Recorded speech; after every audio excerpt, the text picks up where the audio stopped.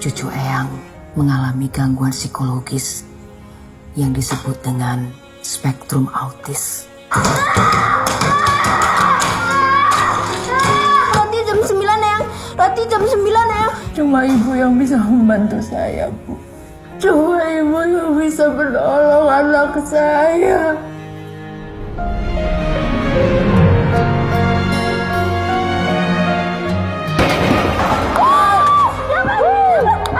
Raden sama Kinara tuh sayang banget sama Banyu. Aku tuh sampai terenyuh loh lihat persahabatan mereka.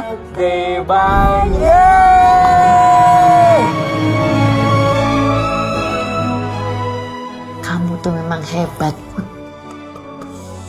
Urus anak kayak gitu sendirian lagi. Sanggup nggak sanggup, Mbak? Harus sanggup. Very smart. Very smart. Banyu. Kamu itu mestinya tahu diri. Saya ini ngebesarin Raden bukan untuk jadi pelindung kamu, tahu nggak? Jangan mendekat. Raden, sabar. Jangan. Maaf mas, gak bisa. Bangun main. Raden, bangun. Yang sejati itulah kita, biarkan ku menari. Apa cucu saya bisa sembuh, Ibu? Biarlah aku menggantikan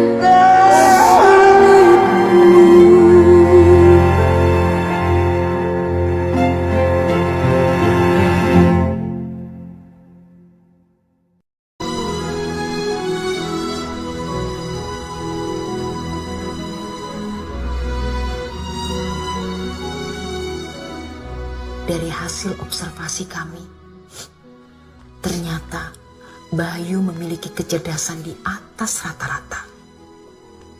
Dan dia juga mempunyai minat pada bidang yang dia sukai. Kami akan fokus pada hal itu untuk lebih mengembangkan kecerdasannya.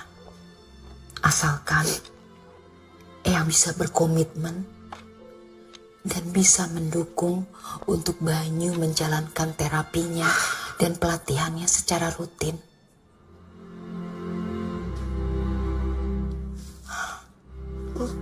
Ya, insya Allah, dengan demikian Banyu bisa pergi sekolah, ke sekolah umum.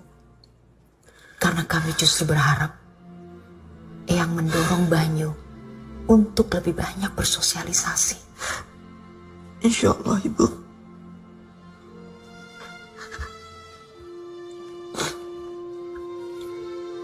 Ya.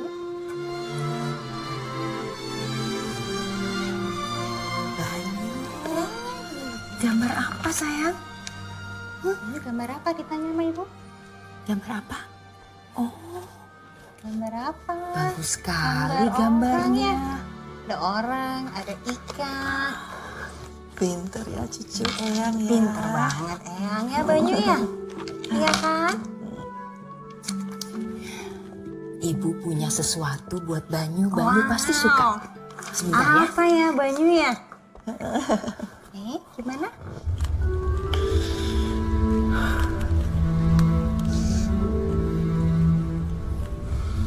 Maaf Bu, apa Den Banyu baik-baik saja ya Bu? Insya Allah nggak apa-apa, Pak. Banyu akan baik-baik.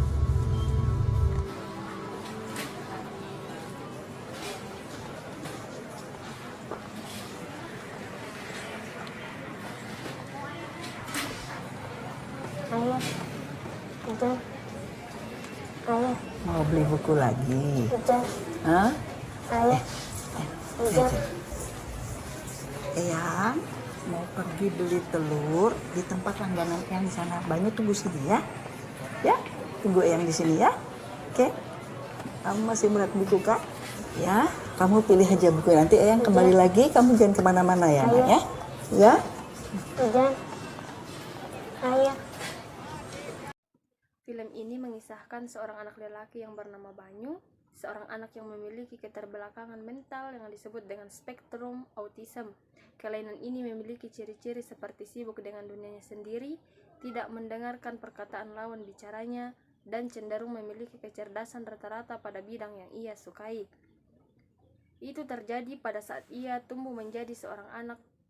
Seorang dokter psikolog anak mengatakan bahwa pada saat ibu Banyu mengandungnya, si ibu kemungkinan besar mengalami tekanan mental seperti kehadiran Banyu pada saat itu tidak diharapkan oleh si ibu, sementara ayah Banyu juga tidak bertanggung jawab atas kelahirannya. Penyebab lainnya yaitu asupan makanan si ibu yang tidak terpenuhi saat mengandung dan mengakibatkan tidak adanya keseimbangan kimiawi yang masuk ke dalam tubuh si anak. Setelah beberapa waktu kemudian, Banyu tumbuh menjadi anak yang bisa dikatakan sedikit keras kepala. Dalam kesehariannya, Banyu tidak tinggal dengan orang tuanya, melainkan bersama neneknya.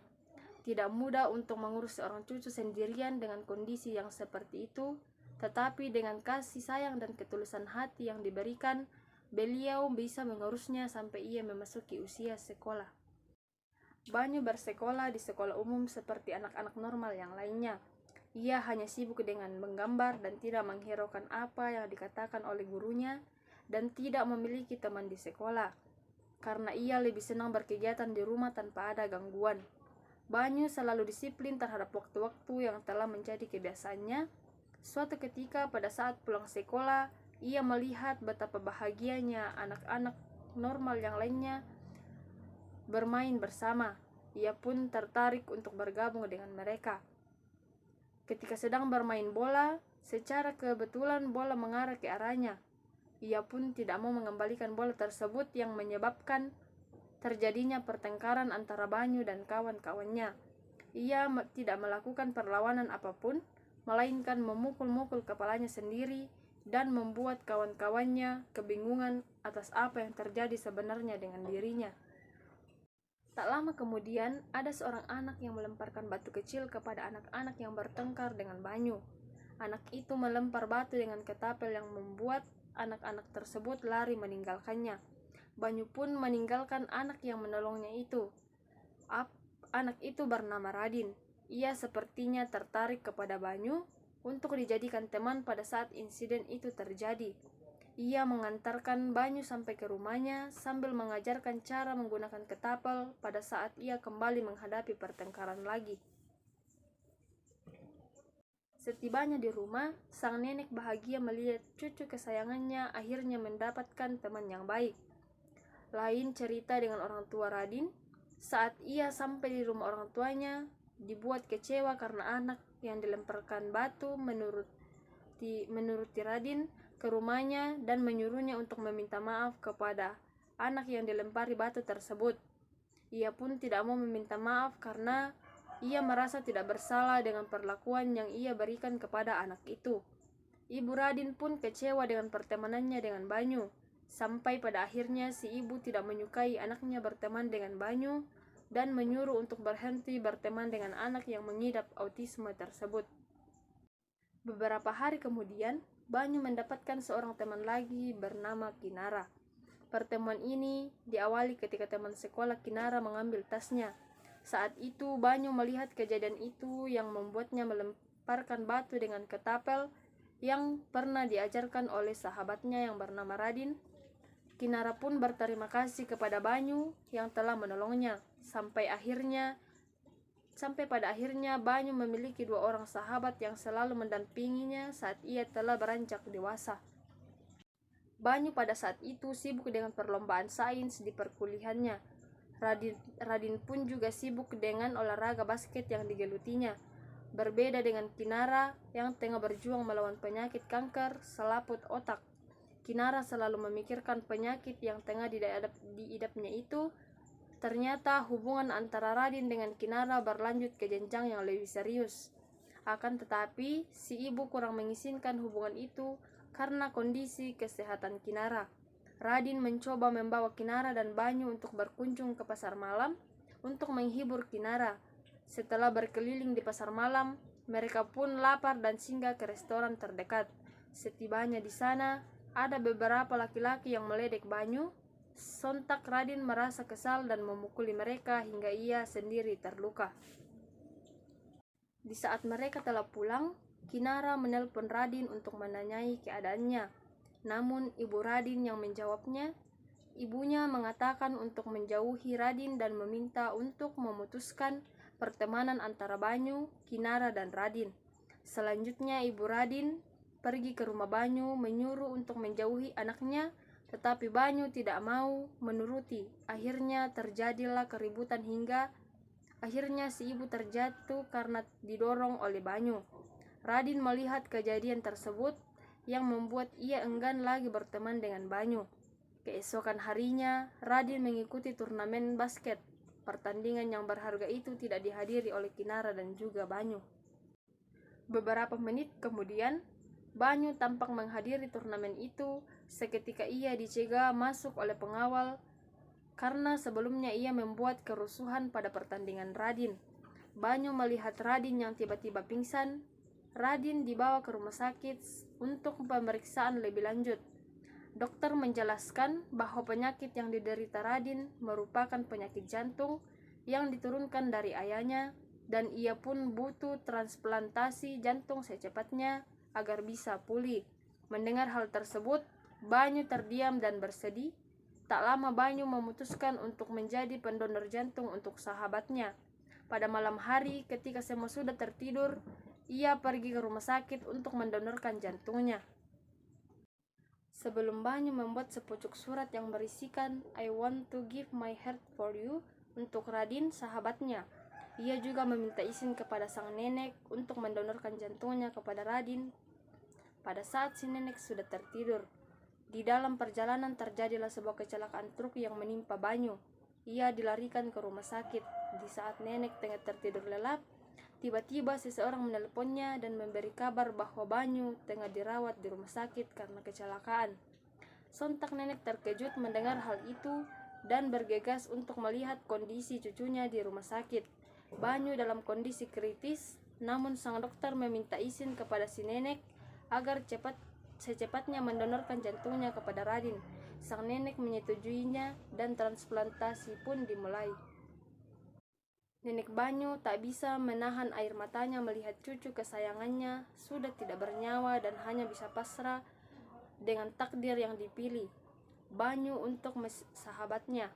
Beberapa hari kemudian, Radin, sahabat Banyu, sadar dalam kondisi yang lemah dan meminta ibunya untuk mengantarkannya ke rumah Banyu. Sesampainya di sana, Radin, sahabat Banyu, memanggil Banyu dan tidak ada seorang pun yang menjawabnya. Radin pun kembali ke rumah untuk beristirahat sejenak sambil menonton televisi yang menyiarkan pemenang dari kompetisi sains yang diikuti oleh Banyu. Radin terkejut mendengar bahwa Banyu mendapatkan juara pertama dari kompetisi itu serta menjadi pendonor jantung untuk sahabatnya Radin. Ia pun menangis dan tidak percaya dengan berita tersebut dan langsung bergegas pergi ke pemakaman Banyu bersama Kinara, sahabat Banyu yang pada saat itu kondisinya juga tidak sehat karena masih dalam berjuang melawan kanker. Mereka pun berterima kasih kepada Banyu karena telah menjadi sahabat yang baik selama hidup mereka. Dalam keseharian Banyu, ia tidak tinggal dengan orang tuanya melainkan bersama neneknya. Tidak mudah untuk mengurus seorang cucu sendirian dengan kondisi yang seperti itu, tetapi dengan kasih sayang dan ketulusan hati yang diberikan, beliau bisa mengurusnya sampai ia memasuki usia sekolah. Dalam film Dancing in the Rain ini, Banyu menghadapi sejumlah tantangan sehari-hari. Ia mengejar impian musiknya sambil berjuang dengan tekanan hidup dan cinta meskipun hujan rintik-rintik. Banyu menemukan kebahagiaan melalui musik dan tarian, menciptakan momen-momen magis dalam kesehariannya. Banyu dalam film Dancing in the Rain ini terlibat dalam serangkaian aktivitas yang mencerminkan kehidupan sehari-harinya, mulai dari latihan musik dan tarian hingga berinteraksi dengan teman-temannya. Banyu mengejar impian musiknya dengan tekun. Selain itu, dia mungkin menghadapi konflik atau rintangan dalam hubungannya dengan orang-orang yang ada di sekitarnya.